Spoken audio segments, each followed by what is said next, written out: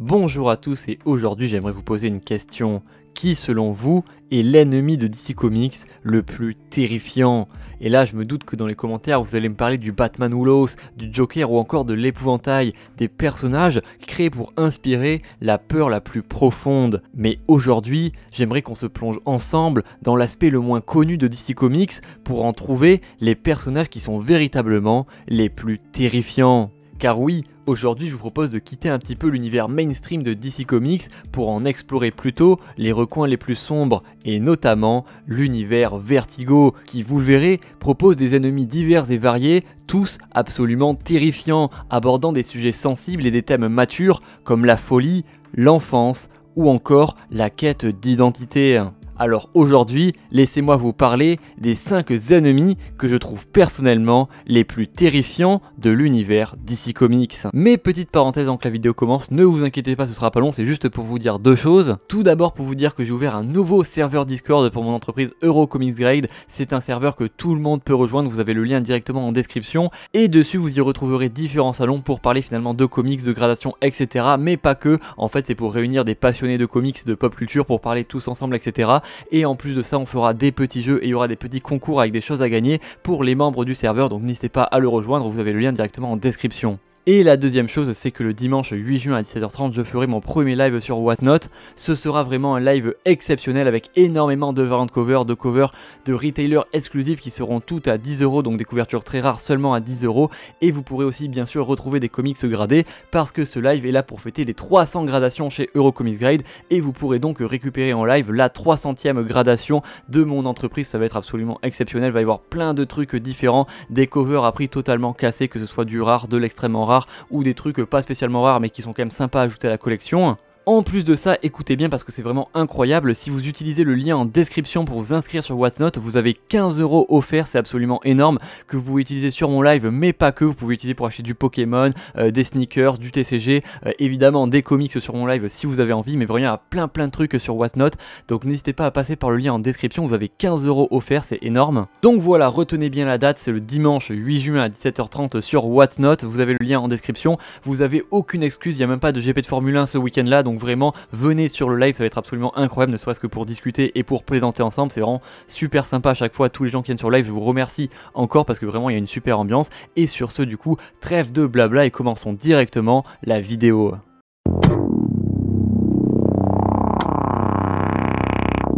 L'Upside Down Man, que l'on appelle aussi l'homme inversé, est tout simplement le plus grand ennemi de la Justice League Dark, qui est pourtant une des équipes les plus puissantes de DC Comics.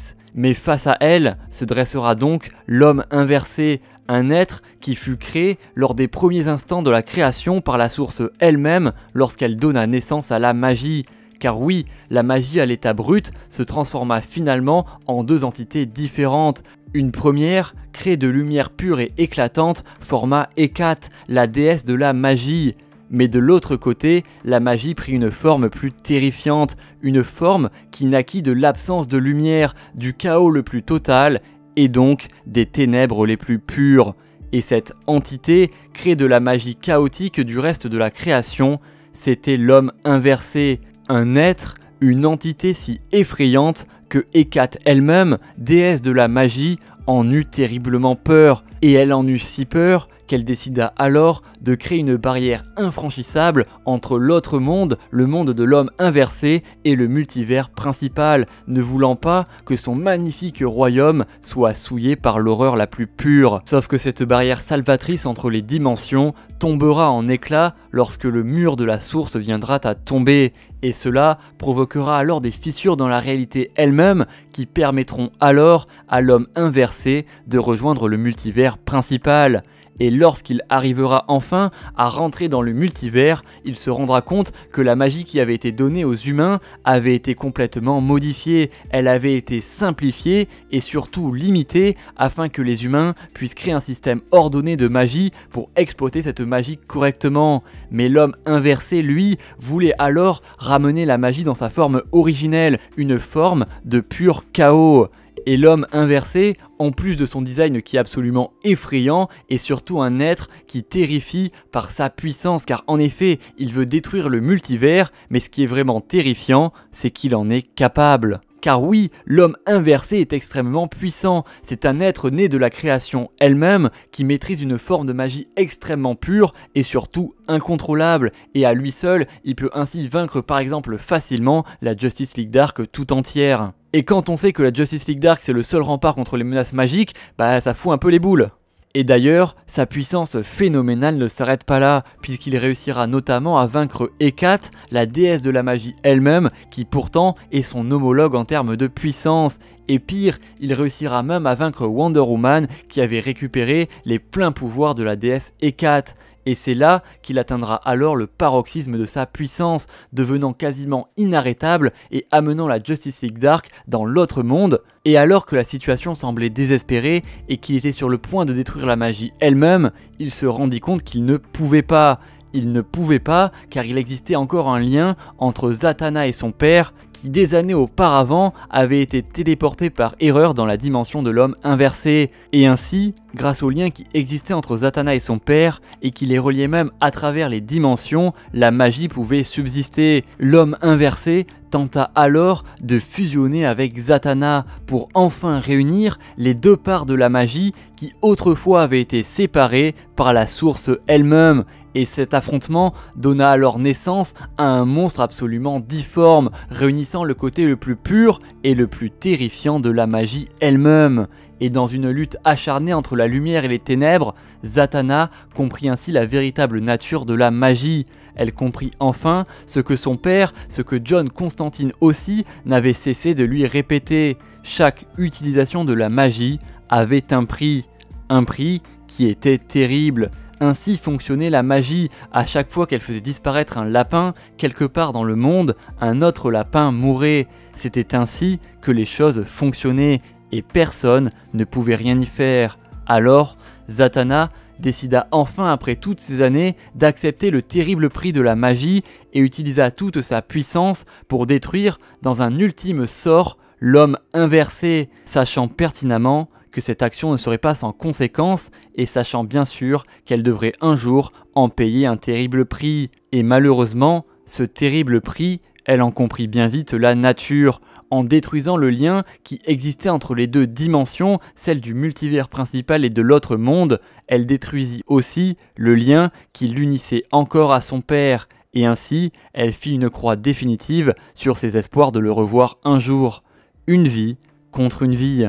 Mais le pire dans tout ça, ce qui est véritablement encore plus terrifiant, c'est de savoir que la Justice League Dark n'a même pas battu l'homme inversé, car tant que la dimension de l'autre monde existe, l'homme inversé existera aussi, et il est littéralement impossible de détruire cette dimension entière, puisqu'elle représente un aspect même du multivers, elle est finalement nécessaire, et l'homme inversé est donc virtuellement immortel.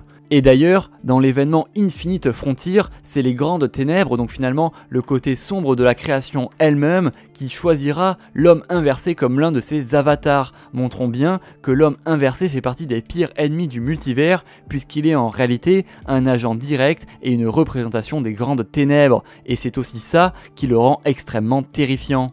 Et si bien sûr vous voulez en découvrir plus sur ce personnage qui est injustement méconnu parce qu'il est vraiment extrêmement badass, terrifiant et extrêmement puissant, je vous invite bien sûr à lire le run Justice League Dark Rebirth qui est absolument excellent. En plus franchement c'est un run qui est vraiment ultra facile d'accès, vous avez les 4 tomes complets en VF chez Urban Comics, vous avez James Tynion au scénario donc c'est vraiment ultra bien écrit et surtout vous avez Alvaro Martinez Bueno au dessin, vous en prenez mais juste plein les yeux, c'est n'importe quoi, foncez sur ce run, c'est vraiment une petite pépite.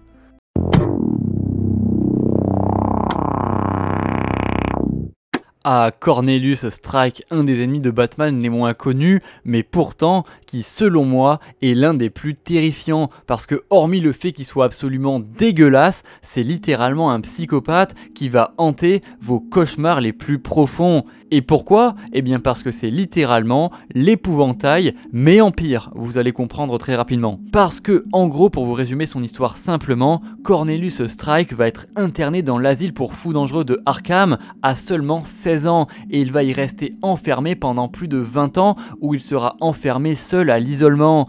Et c'est donc à l'asile d'Arkham que tombera le terrible diagnostic. Il était atteint d'une grave maladie hypothalamique due à une déficience des neurones dans son cerveau. Et cette maladie lui conférera de manière inattendue des habilités méta-humaines qui lui permettront alors par exemple de pratiquer la télépathie ou encore de lancer des illusions qui permettront de projeter sur ses ennemis leurs peurs les plus profondes, un peu à la manière du sérum de l'épouvantail, mais en version directement dans ton cerveau. Et d'ailleurs, en découvrant cela, les médecins ne parviendront pas à expliquer comment est-ce qu'il avait acquis ces pouvoirs qui lui permettent aussi de modifier son apparence dans l'esprit des autres, le faisant toujours correspondre à vos pires peurs personnelles. Chaque personne voit en fait ce personnage en fonction de ses propres peurs, ce qui le rend forcément terrifiant pour littéralement tout le monde. Et ça, c'est absolument horrible. Car en effet, le principe de ce personnage, c'est qu'il est forcément terrifiant. Il peut pas apparaître de façon pas terrifiante. Et ça, je trouve ça ultra cool. Et le pire, c'est que du coup, les médecins de l'asile d'Arkham ne trouveront bien sûr pas de solution. Et ils décidèrent alors de le mettre sous traitement sédatif pendant 20 ans.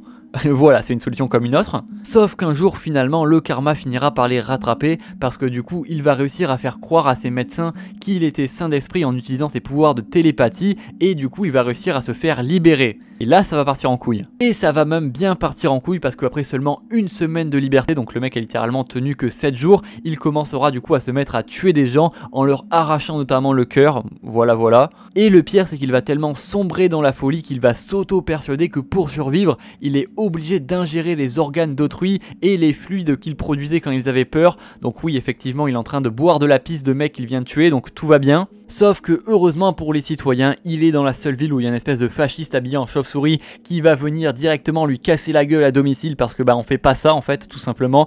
Et du coup évidemment Batman va arriver, il va l'arrêter sans trop de difficultés et le renvoyer directement à l'asile d'Arkham. Bon, bien sûr c'est un personnage qui reste ultra secondaire donc on le reverra quasiment jamais, sauf une petite fois, c'est la fois où Bane va orchestrer une évasion massive de l'asile d'Arkham et du coup Cornelius Strike va réussir à s'échapper et il va même presque tuer le commissaire Gordon avant que Batman intervienne pour encore une fois lui casser la gueule de manière extrêmement violente.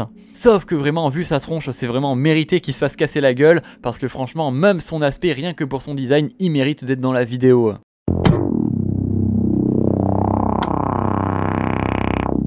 Bon, à partir de maintenant, on va parler de vraie horreur, et donc on va forcément parler du label Vertigo, car vous allez voir que pour les 3 personnages qui arrivent, ce sont des personnages issus du label Vertigo, et celui-ci, mieux que du label Vertigo, il vient du run Hellblazer, un run qui est la référence de l'horreur chez DC Comics, et donc oui, forcément, on va aussi parler de John Constantine. Allez, vous savez que je peux pas faire une vidéo sans parler de John Constantine, parce que sinon je meurs d'une maladie très grave dans les 10 prochaines minutes. Mais plus sérieusement, ce qui a été compliqué pour faire la vidéo, c'est de choisir quel démon je prends, parce que dans l'univers de Hellblazer, des démons c'est pas ce qui manque. Et du coup pour cette vidéo, j'ai choisi de faire simple, j'ai choisi de vous parler de l'un de mes antagonistes préférés, de l'un de mes runs préférés, à savoir le démon bueur du run Critical Mass de l'exceptionnel scénariste Paul Jenkins. Et donc en gros, pour faire simple, je vais pas vous résumer tout Hellblazer parce que ce serait trop long, d'ailleurs j'ai déjà fait dans une vidéo si ça vous intéresse, le démon bueur, c'est un démon qui comme tous les autres démons dans Hellblazer vient de l'enfer, sauf que lui il a un rôle particulier, c'est le chef de la section enfant. Voilà, donc déjà ça commence extrêmement mal. Parce que oui, malheureusement, dans les enfers, il n'y a pas que des adultes, il y a aussi des enfants qui sont envoyés aux enfers, et donc forcément, il y a des démons qui s'occupent de cette partie-là des enfers, et ce démon, c'est le démon bueur. Et plus précisément, c'est un tout petit peu plus compliqué que ça, parce qu'en fait, c'est lui qui possède toutes les âmes des enfants en enfer, parce que oui, ça fonctionne comme ça dans l'univers de Hellblazer, plus un démon possède d'âmes, et en l'occurrence, plus les âmes des personnes sont connues, et plus ce démon est alors puissant. Et bueur, lui, possède toutes les âmes de tous les enfants de l'enfer, il est donc extrêmement puissant. Et comme si ça ne suffisait pas, c'est aussi un fidèle du premier des déchus, l'ancien roi des enfers et un des plus grands ennemis de John Constantine, qui s'est d'ailleurs légèrement fait humilier par Constantine, et ce à 2 reprises, la première fois lorsqu'il lui fera un énorme doigt d'honneur après l'avoir arnaqué comme jamais, ce qui va légèrement lui faire péter un câble, et une deuxième fois lorsque John Constantine trouvera le moyen de le transformer en humain, ce qui lui fera perdre son poste de roi des enfers. Oui, il a littéralement mis le roi des enfers au chômage, qu'est-ce que vous allez faire ? quand je vous dis que c'est le meilleur perso, faut m'écouter. Et c'est dans ce contexte-là que Buer essaiera donc de mettre en place un plan afin de faire revenir le premier des déchus en tant que roi des enfers. Mais pour cela, il avait besoin de l'âme la plus détestée de tous les enfers afin d'asseoir son autorité incontestable sur toute l'enfer. Et cette âme, je vous la donne dans le mille, c'est l'âme de John Constantine. Et donc, si Buer voulait parvenir à ses fins, il avait besoin de l'âme de John Constantine. Et pour cela, il mit alors en place un plan véritablement très simple, mais absolument redoutable. Il décida d'aller sur Terre pour prendre possession du fils de Reach, un des amis de John Constantine.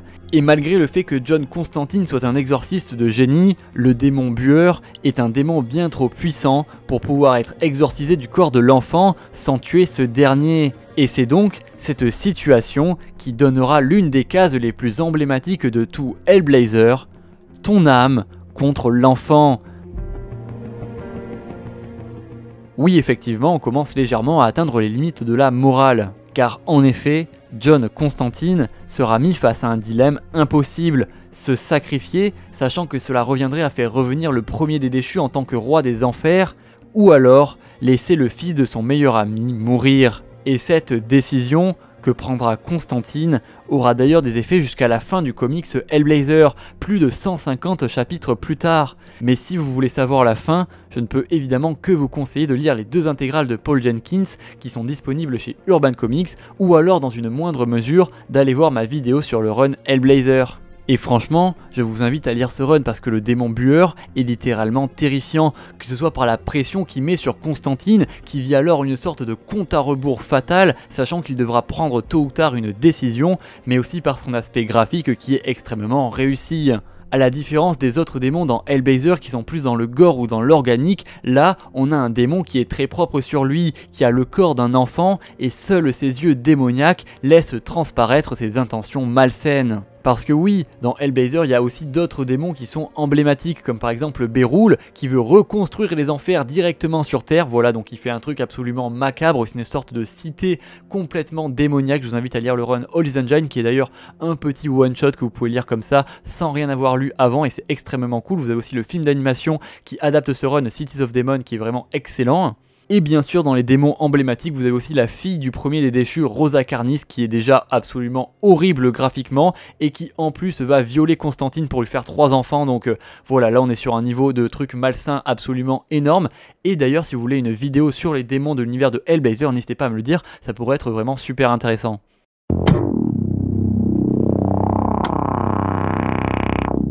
Alors non, le cri américain c'est pas le nouveau parti de Donald Trump, c'est toujours un personnage de l'univers Vertigo. Mais cette fois on part dans l'univers de Shade the Changing Man, un de mes runs préférés écrit par l'incroyable Peter Milligan, qui conclura aussi d'ailleurs le run Hellblazer. Et ce qui est intéressant avec ce personnage, c'est que c'est pas tant un personnage plutôt qu'un concept, puisque évidemment Wizor, de son vrai nom, que l'on appelle aussi le cri américain, est un personnage, mais il représente aussi et surtout un concept, à savoir la folie et la dérive du système américain qui par bien des aspects aujourd'hui part complètement en couille. Parce que oui, des fois on voit des trucs aux infos, on se demande si on vit pas dans un monde de fous, et c'est exactement ce que représente ce personnage. Mais au niveau purement du lore, le cri américain, de son vrai nom Wizor, est un métan, c'est-à-dire que comme Shade the Changing Man, il est né sur la planète Meta, une planète qui existe dans une dimension alternative qui occupe un espace parallèle à la dimension dans laquelle se trouve la Terre.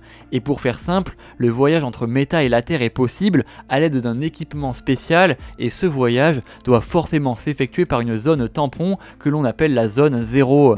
Et même si on sait très peu de choses sur l'origine personnelle de Wizor, on sait que comme Shade, il fait partie de l'organisation de sécurité gouvernementale de la planète Meta, qui est une organisation qui vise à protéger la planète des voyages entre les dimensions. Et c'est d'ailleurs lorsqu'il sera à son poste de chef qu'il fera la connaissance avec Shade, qui était alors un jeune agent de terrain en train d'être formé. Et je vous passe rapidement les intrigues propres à l'histoire de Shade, mais en gros pour faire simple, Wizor, avec un poste qui lui permet d'exercer autant de pouvoir, va se rendre compte rapidement qu'il peut largement renverser le gouvernement de la planète Meta. Sauf que le président de la planète Meta aura vent de ce complot contre lui et chargera Shade d'enquêter en interne sur les manigances de Wizor. Sauf que problème, Shade lui est éperdument amoureux de Melu, la propre fille de Wizor, et lorsqu'il découvrira donc les réelles intentions de Wizor, il se retrouvera pris au piège, entre d'un côté être fidèle à son amour, quitte à trahir sa planète, et de l'autre, trahir son amour pour respecter l'engagement pris envers sa planète.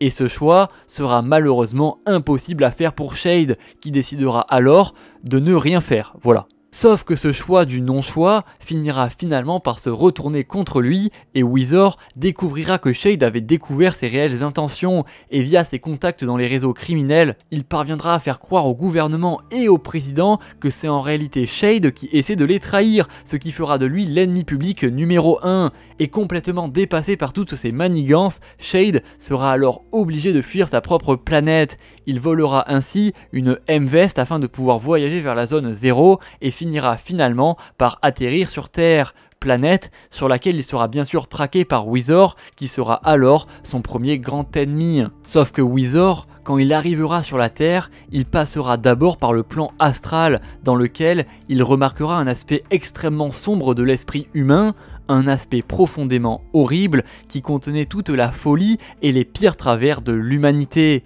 Et Wizor décidera alors de siphonner toute cette énergie et de l'absorber entièrement, ce qui, lorsqu'il arrivera sur le plan physique, le transformera en un condensé et une version déformée de la pop culture américaine et de tous ses pires travers, se transformant ainsi en une créature cauchemardesque que l'on appelle le cri américain, une sorte de caricature déformée et absolument terrifiante de l'oncle Sam.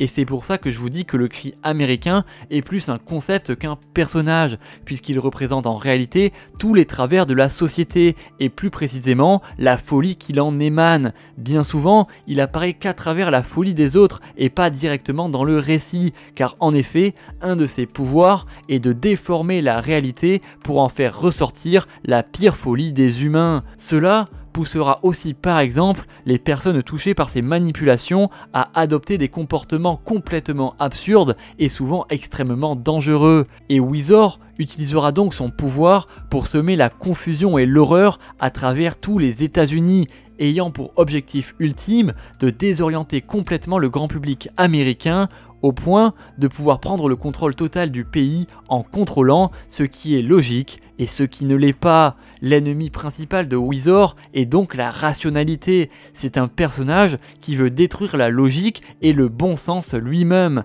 afin de nous plonger dans l'abîme le plus profond et le plus noir de la folie humaine. Et c'est ça personnellement qui me fait froid dans le dos. Je trouve que ce concept est extrêmement intéressant. On peut par exemple imaginer qu'un monde où il aurait gagné ressemblerait par exemple au monde de Crost imaginé par Garcenis, un monde où le surmoi est complètement absent, un monde où tous les humains n'obéissent qu'à leurs pulsions les plus primaires, ce qui les pousse dans l'abîme de la folie et à commettre des actes absolument atroces. Je vous conseille aussi Crost d'ailleurs, très bon comics. Âme sensible s'abstenir évidemment. Et le cri américain, c'est d'ailleurs un personnage qui intégrera ensuite l'univers DC Comics classique en affrontant par exemple des personnages comme le Spectre, ce qui vous donne quand même une étendue de sa puissance complètement aberrante et de l'étendue de sa capacité de déformation de la réalité. Enfin bref, lisez Shade, c'est vraiment une masterclass. On est dans un aspect de l'horreur extrêmement coloré et surréaliste qui tranche avec l'horreur qu'on a l'habitude de voir, comme dans Hellblazer par exemple. Ici, on n'a pas de démons ou de trucs très sombres et macabres, on a plutôt une exagération surréaliste qui donne un côté extrêmement glauque et dérangeant au dessin. Et personnellement, je trouve que cette horreur est ultra originale, tout aussi horrifique que l'horreur conventionnelle, voire même plus, d'autant que le thème de la folie, je le trouve extrêmement intéressant. Et c'est pour ça que personnellement, je vous invite à vous intéresser à cette œuvre qui pour moi est juste un classique et très facilement d'ailleurs dans mon top 5.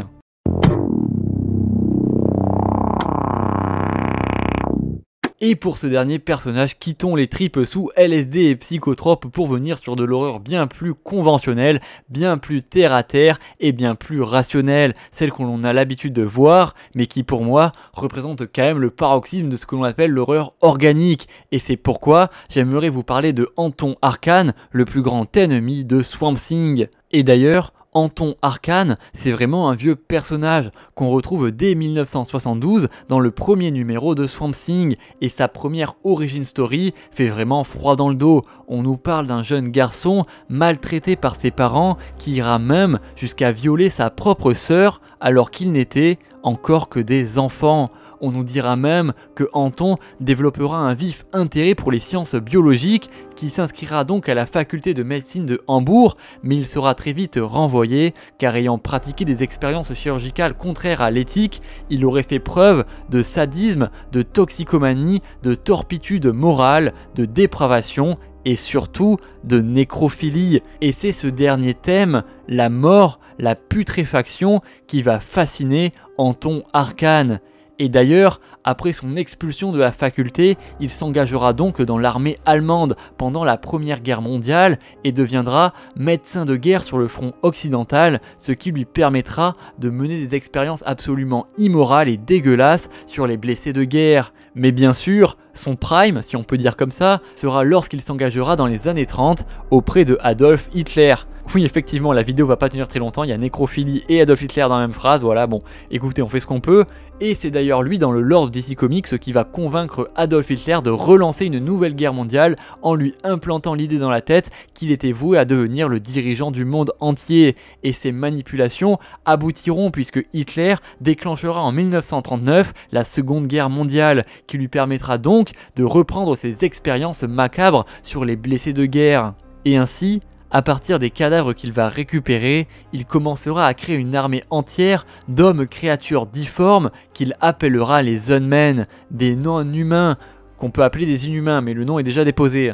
Et d'ailleurs, l'une des pires horreurs que fera Anton Arcane est aussi pendant la Seconde Guerre mondiale, et il le fera d'ailleurs à son propre frère, puisque ce dernier marchera malheureusement sur une mine antipersonnelle, ce qui le laissera dans un état absolument horrible. Et Anton décidera alors d'utiliser ses compétences chirurgicales pour réparer son frère. Sauf qu'en réalité, au lieu de le soigner, il va le transformer en monstre difforme qu'il appellera l'homme patchwork, puisque fait de plusieurs morceaux de plein de trucs différents absolument horribles.